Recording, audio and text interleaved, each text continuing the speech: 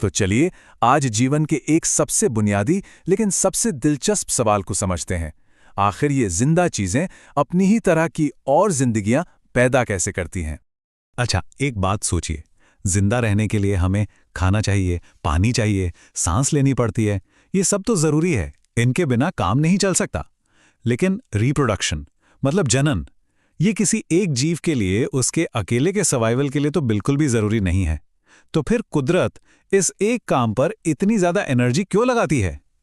यही सवाल इस पूरी कहानी का सेंटर पॉइंट है। और इस सवाल का जवाब छिपा है हर जिंदा चीज के अंदर रखे एक मास्टर प्लान में, एक ब्लूप्रिंट में। और ये ब्लूप्रिंट कुछ और नहीं बल्कि हमारा डीएनए है। डीएनए यानी कि डीऑक्सी राइबोन्यूक्लिक एसिड असल में एक तरह की इंस्ट्रक्शन बुक है। इसमें सब कुछ लिखा है।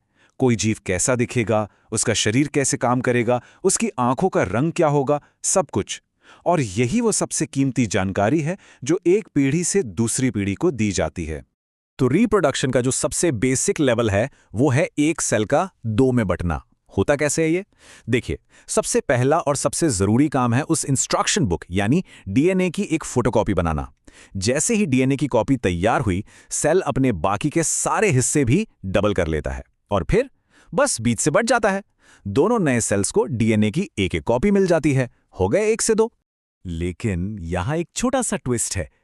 क्या कोई भी फोटोकॉपी कभी भी 100% ओरिजिनल जैसी होती है?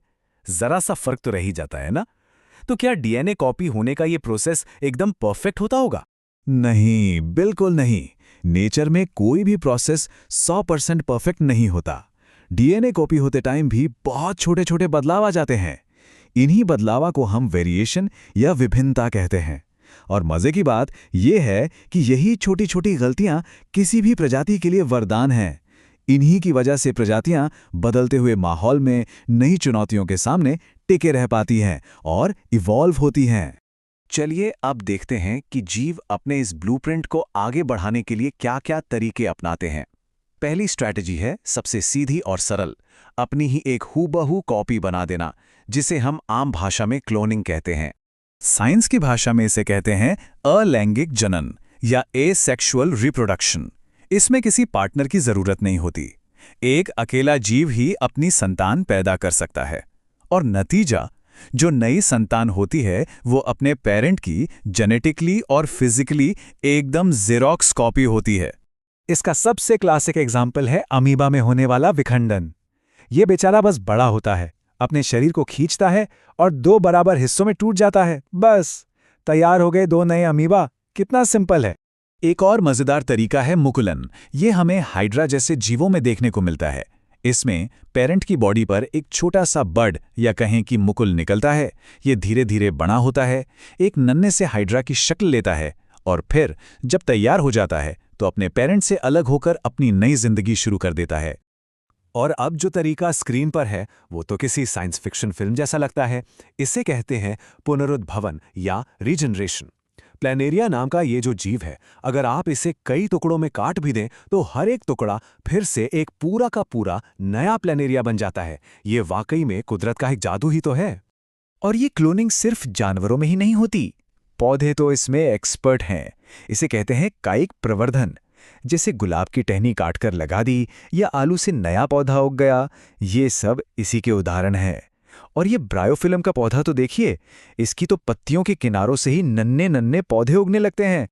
तो अलैंगिक जनन यानी क्लोनिंग ये तेज है, आसान है, लेकिन इसमें एक बहुत बड़ी कमी है और वो है विभिन्नता की कमी। और यहीं पर आती है रिप्रोडक्शन की दूसरी और शायद ज्यादा powerful strategy, the power of combination यानी संयोजन की शक्ति। तो चलिए दोनों रणनीतियों को आमने सामने रखकर देखते हैं। एक तरफ है अलैंगिक जनन, जहां एक ही पेरेंट है, संतानें एकदम कॉपी हैं और इसलिए जेनेटिक वेरिएशन न के बराबर है।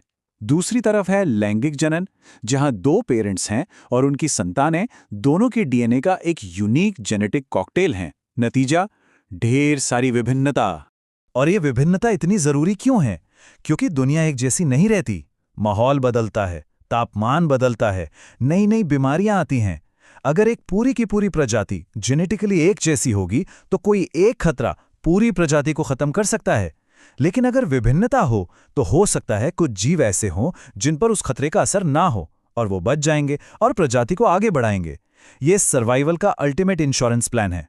तो चलिए इस संयोजन की शक्ति को और अच्छे से समझने के लिए फूलों की खूबसूरत दुनिया में चलते हैं और देखते हैं कि पौधों में ये सब कैसे होता है। हम सब फूलों को उनकी खूबसूरती और खुशबू के लिए पसंद करते हैं, लेकिन असल में एक फूल पौधे का रिप्रोडक्टिव ऑर्गन होता है। ये कुदरत की एक बहुत ही कमाल की इंजीनियरिंग का नमूना है। आइए इसके मेन प्लेयर्स से मिलते हैं। एक होता है पुंकेसर, जो फूल का मेल पार्ट है। ये बनाता है परागकण यानी पॉलन ग्रेन्स, और फूल के बीचों बीच होता है स्त्री केसर, जो फीमेल पार्ट है।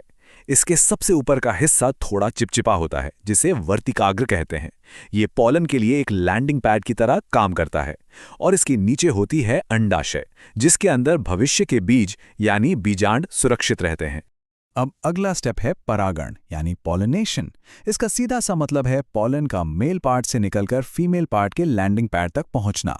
अब पौधे तो चल फिर सकते नहीं, तो इस काम के लिए वो मदद लेते हैं हवा की, पानी की, या फिर मधुमक्खियों और तितलियों जैसे छोटे छोटे डाकियों की।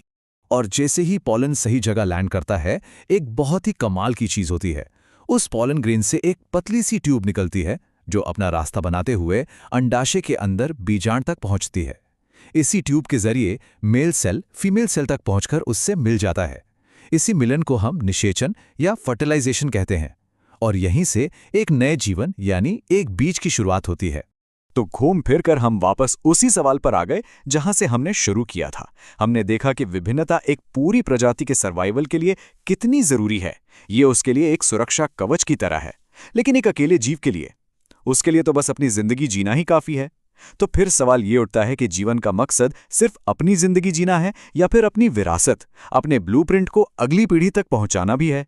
शायद इसका जवाब इन दोनों में ही कहीं छिपा है।